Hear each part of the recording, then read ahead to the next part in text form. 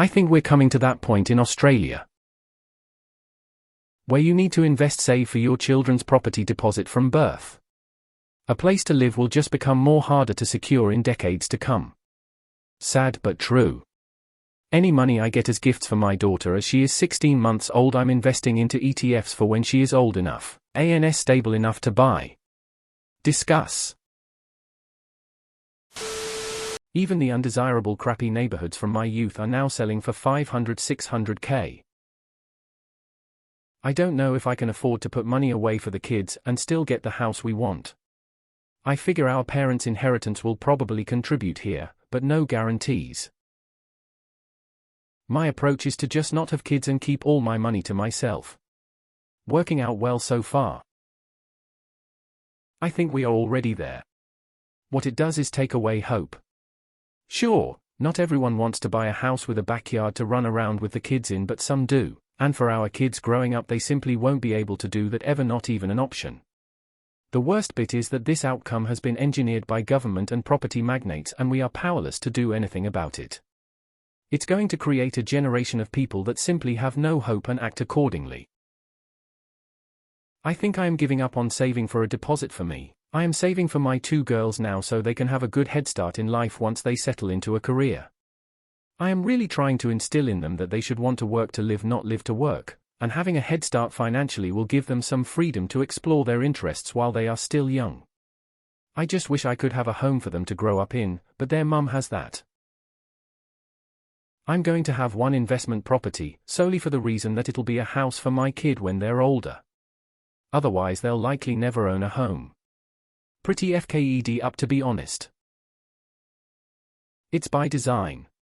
Our economic growth requires ever higher leverage and for people to consume more than they earn.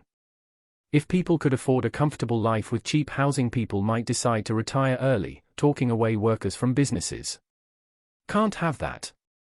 Keeping people trapped with debt, and even better trapped with their kids' debt, keeps everyone working as long as possible and maximizing economic growth for business. Maybe this country isn't deserving of our offspring. Maybe it's got to that point. Best way to look after her financial future is to look after your own. Reduce debt. Increase income. Buy assets that grow. When she's old enough you can always gift her cash. We shouldn't have to. We need to fight for our fair right for housing. I agree. My brother and I bought our own houses with indirect help, i.e. live at home for minimal board as long as we want, etc. Board was given back to us as a surprise when we bought, but my sister, who is a few years younger, needed $100,000 from our parents to get into the market. She would never be able to buy without the help, which is wrong. She works full-time in a demanding job, she should be able to buy a house without a $100,000 gift. I've got a 13-year-old and pregnant with my second. My son's inheritance from his dad will help, but we have a backup plan anyway. We live on 80 acres, so we'll probably build 2 self-contained granny flats or put 2 nice caravans on it somewhere, so the kids can each have their own place whilst they save up to get their own house. It's not ideal, but it'll probably be good for them. The wife and I are setting up the stepson for the future. We have 2 houses between us, with the aim to have both paid off so that he can have one when he finishes uni. Not ideal, but prudent planning is needed. Single male, great job, no debt. I'm rich bitch. Generational wealth is becoming intergenerational wealth. My mum passed some inheritance to us from grandparents passing. I suspect I will do the same from my parents if I have kids.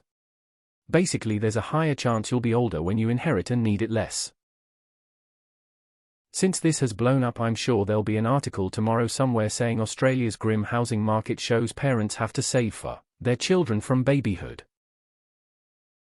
Wait. Most people can't afford a house anyway. Then you need to save for your kid's house from birth when you already can't afford your own house. And people wonder why young people are not having kids these days. One effect is our plummeting fertility, which would provide relief in another generation. But we have a government who will respond with yet more migration to keep the landlords wealthy. Welcome to generational class stratification by wealth. It's no how much you earn, it's how much your boomer ancestors put away. I think the situation has gotten worse, but the doomerism is over the top and not proportional to the problem. It also encourages people to give up, exacerbating the problem and letting them whinge about it for the rest of their life. If I die with money in the bank, then something terribly wrong has happened. I expect no inheritance and will leave none. I've been planning on this thought for a few years now.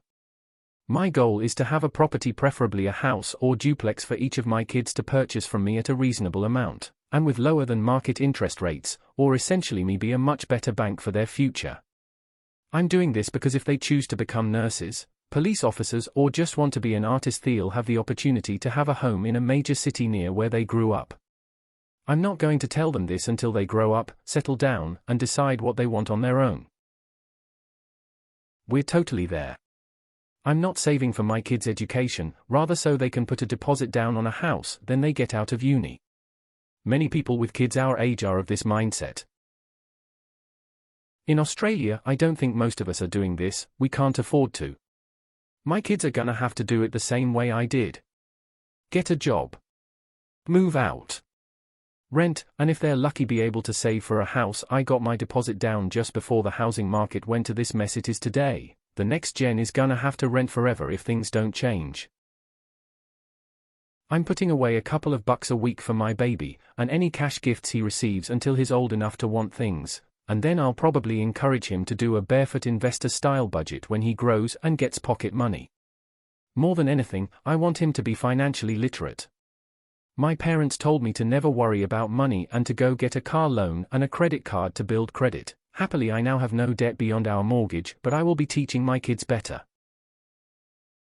Realistically, house prices cannot grow at anything like the rate they have for the last 30 years over the next 30 years.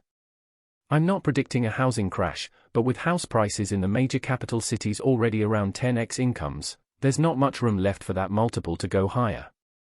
Falling interest rates and rising workplace participation have been a huge factor. Those trends are played out.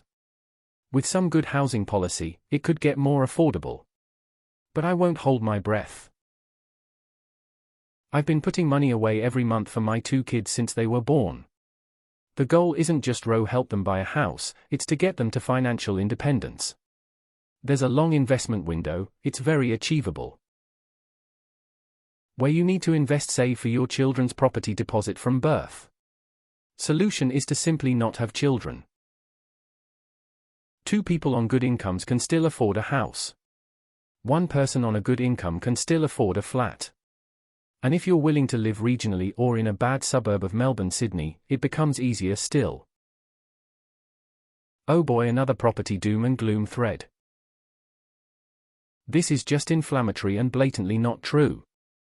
Not everyone will be able to afford close to a major city, but that's okay. There are a ton of brilliant cities around this country with great access to the larger ones. Buying there instead is a reasonable and viable option and will be for decades to come. Not everyone's first home needs to be in the greater areas of the capital cities. I'm pretty excited about living in regional Australia as soon as possible, so I'm not really concerned. I loved living in FNQ and regional Vic, where I can get a house for $500,000 that would be $1.5 million in Melbourne. All the money I was able to set aside was given to my son at 16. He got a gaming laptop. Not even close enough for a house. I have an 11-month-old son and kind of feel the same way. I've set up a Vanguard Kids account and put money in that fortnightly. He won't be told about it until he is 20, and he will only be able to use it for a house or something major. It's still very doable in cities outside Melbourne and Sydney. We opened Youth Saver accounts for our boys when the second was born and deposited $15 WK until earlier this year, almost 18 years, which accumulated around $15,000 for each of them. We have handed the control over to them now, and they have both put that money in a HISA and are making regular deposits themselves now. We haven't put any caveat on what it can be used for other than we don't want them using it for general day-to-day living expenses. It's nowhere near enough for a house deposit, but it's a start if that's what they choose to use it for. The poor stay poor. That's just how it always works.